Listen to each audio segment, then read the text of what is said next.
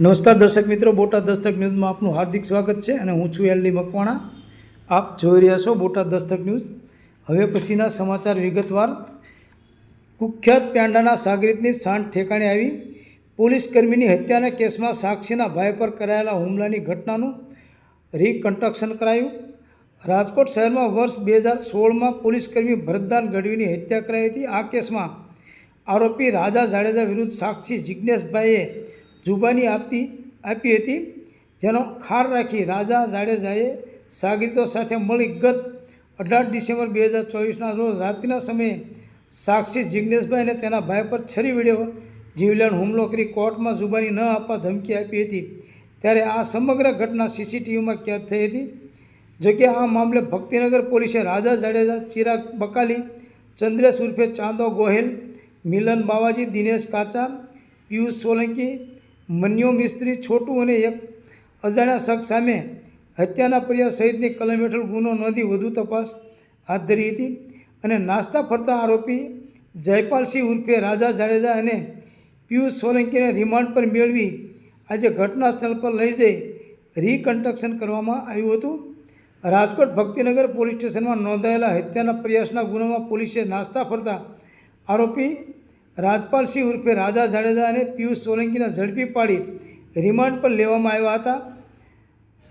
આ દરમિયાન આજે પોલીસે બંને આરોપીઓને ઘટના સ્થળ પર લઈ જઈ પંચનામું કરવામાં આવ્યું હતું. આ દરમિયાન પંચોની હાજરીમાં પોલીસે આરોપીઓને સમગ્ર ઘટનાને કેવી રીતે અંજામ આપ્યો તે અંગે પૂછપરછ અને તપાસ હાથ ધરી હતી. આજથી 8 વર્ષ પહેલાં રાજા જાડેજાએ કુખ્યાત આરોપી પેંડા સાથે મળી પોલીસકર્મી ભરતદાન ગઢવીની હત્યા કરી હતી. તેમાં આરોપી રમેશ ગજેરાનો નાનો ભાઈ જિજ્ઞેશ નજરે જોનાર સાક્ષી છે, જેણે રાજા જાડેજા વિરુદ્ધ કોર્ટમાં જુબાની આપી હતી, જેનો ખાર રાખી અગાઉ સમાધાન માટે ધમકીઓ પણ આપતો હતો.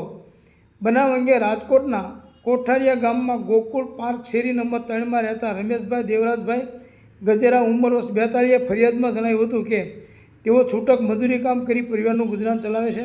ગત તારીખ 18 ડિસેમ્બર 2024ના રાત્રિના 10 વાગ્યાની આસપાસ તેઓ તેના મિત્ર દિવેશભાઈ દેવટાક સહિતના મિત્રો કામ અર્થે ગોંડલ ચોકડી ખાતે દિવેશભાઈની કાર લઈ ગયા હતા, જે ગાડીમાં પાંચેય ગોંડલ ચોકડીથી હુડકો બસ સ્ટેન્ડની સામે આવેલી ખોડિયાર ચાની હોટલે ચા પીવા ગયા હતા.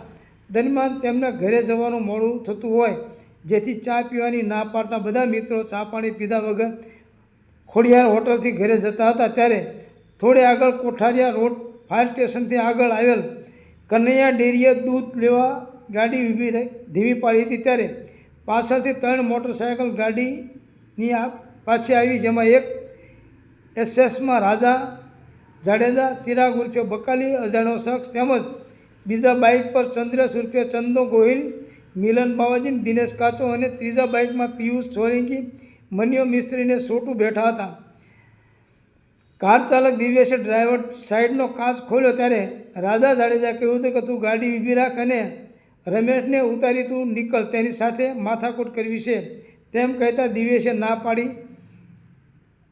પાડી ગાડી ધીમે ધીમે જવા દેતા રાજાએ કાચની બોટલ મારી ડ્રાઈવર સાઈડનો કાચ ફોડી નાખ્યો હતો અને હાથ નાખી ચાવી કાઢી લીધી હતી. બાદમાં કારના દરવાજા ખોલવાનો પ્રયત્ન કર્યો, પરંતુ લોક હોય, જેથી આરોપીઓએ નજીકમાં પડેલા પથ્થર લઈ ગાડી પર છૂટા ઘા મારી ગાડીના કાચ ફોડી નાખ્યા હતા. ઉપરાંત આરોપીઓ ગાળો દેવા લાગ્યો હતો અને તેઓ ગાડીમાંથી નીચે ન ઉતરતા દિનેશ કાચા, બકાલી અને રાજાએ છરી કાઢી દિનેશ કાચાએ હુમલો કરી દીધો હતો.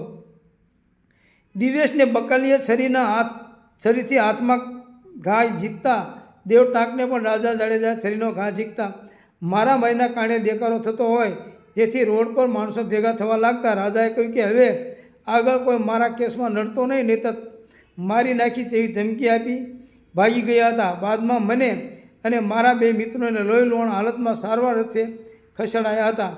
ઉલ્લેખનીય છે કે ગત તારીખ 16 માર્ચ 2016ના રોજ સહકાર સોસાયટીના ચોકમાં મોડી રાત્રિના સમયે ફરજ બજાવતા પોલીસ કોન્સ્ટેબલ ભરતભાઈ નેચલાએ 3 મોટરસાયકલો ઉપર ચાકટા થઈને મોટેથી રાડો પાડીને આવતા આરોપીને ચોકમાં રોક્યા હતા.